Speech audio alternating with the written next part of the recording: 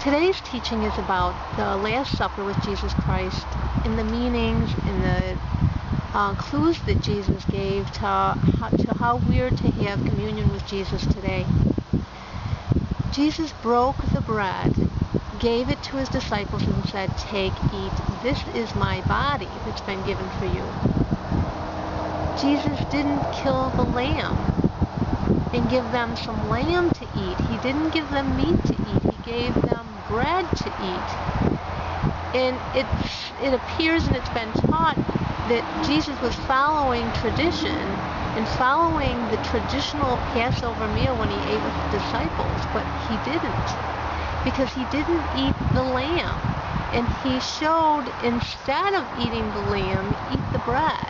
And he did the same thing with the wine. Instead of the blood, which this wine represents my blood, instead of the blood of the lamb, drink the wine, or whatever we drink today. They drank wine then. It's not that you have to drink wine. It's not, communion is not about eating a wafer and drinking grape juice. Communion that Jesus showed in the Last Supper was not about tradition. It's not about having this ritual every week that you take this wafer and drink this wine that represents Jesus' body. It's about eating a non-meatless meal, forsaking the meat. They didn't kill the lamb to have the Last Supper according to tradition. They did something other than tradition. Jesus showed to not eat meat.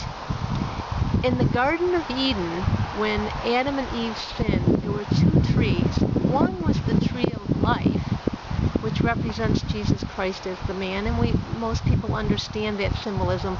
But the tree of the knowledge of good and evil also is symbolism. It wasn't about eating a piece of fruit off of a tree. The tree of the knowledge of good and evil is the Lamb of God. You've got the Son of God and the Lamb of God, and the sin that Adam and Eve committed in the Garden of Eden was to eat the lamb, kill an animal.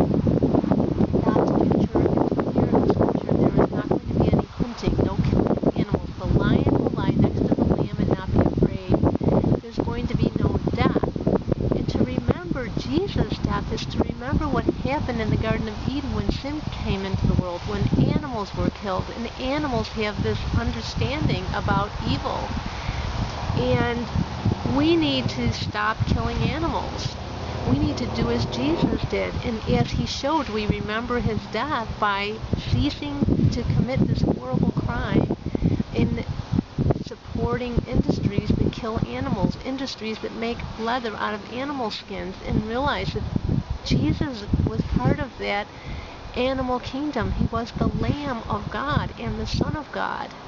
And the message in the Last Supper is to go forward without eating meat. Think about it. Take this before God. You cannot know if these things are true or not because I've said them, because it sounds like it might be true. You need to know in your heart by God writing these things on your heart, and then go forward with what he shows you to do.